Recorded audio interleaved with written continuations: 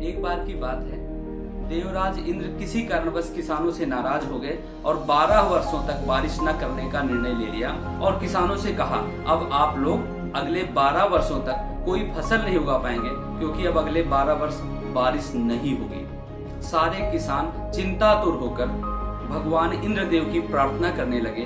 तब इंद्र देवता ने उनको एक उपाय बताया कि यदि भगवान शंकर अपना डमरू बजा दें तो यह बारिश 12 वर्ष से पहले भी हो सकती है। इंद्र ने किसानों को उपाय तो बताया, लेकिन भगवान शंकर से गुप्त वार्ता कर यह आग्रह किया कि वह किसानों से सहमत न हो। जब किसान भगवान शंकर के पास पहुंचे और प्रार्थना की तो भगवान शंकर ने बोला, डमरू तो 12 वर्ष बाद ही बजेगा। किसानों में बड़ी निराशा हुई और उन्होंने 12 वर्ष तक फसल न उगाने का निर्णय ले लिया।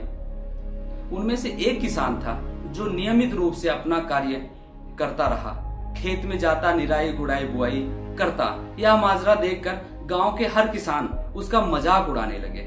कुछ वर्षों बाद गांव के लोग इस परिश्रमी किसान से मिले और पूछे, जब तुम्हें पता है कि वर्षा 12 साल के बाद ही होगी तो तुम अपना समय और ऊर्जा क्यों नष्ट कर रहे हो? उस किसान ने उत्तर दिया, मैं भी जानता हूं कि वर्षा 12 वर्ष बाद ही होगी, लेकिन मैं ये काम अपने अभ्यास के लिए कर रहा हूं, क्योंकि 12 वर्षों तक खेती किसानी का काम ना करके यदि मैं अपना काम भूल गया और मेरे शरीर से श्रम करने की आदत छूट गई तो मेरे लिए काम करना बहुत मुश्किल हो जाएगा।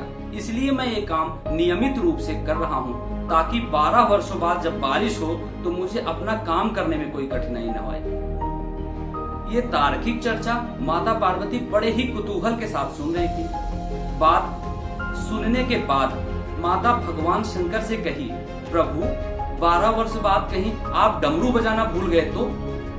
माता पार्वती की बात सुनकर बाबा चिंतित हो गए।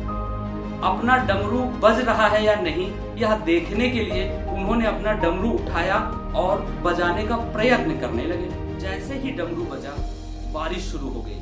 जो किसान नियमित रूप से अपने खेत में काम कर रहा था, उसके खेत में भरपूर फसल हुई। बाकी के किसान पश्चाताप के अलावा कुछ न कर सके। सप्ताह, 2 सप्ताह, माह, 2 माह, वर्ष, 2 वर्ष, कभी तो लॉकडाउन खुलेगा, कभी तो जनजीवन सामान्य होगा। केवल नकारात्मक बातों पर अपना ध्यान लगाने के बजाय हम अपने कार्य, अपने व्यवसाय संबंधित कुशलताओं की धार पहनी करते रहें, अपनी अभिरुचि के अनुसार अभ्यास करते रहें। निश्चय ही हमारा जीवन सफल होगा, कभी तो डमरू बजेगा। आपको यह वीडियो अच्छी लगी तो आप लाइक, कमेंट, शेयर कर और सब्सक्राइब कर हमें और हमारे तक जरूर पहुंचाएं। बहुत बहुत धन्यवाद।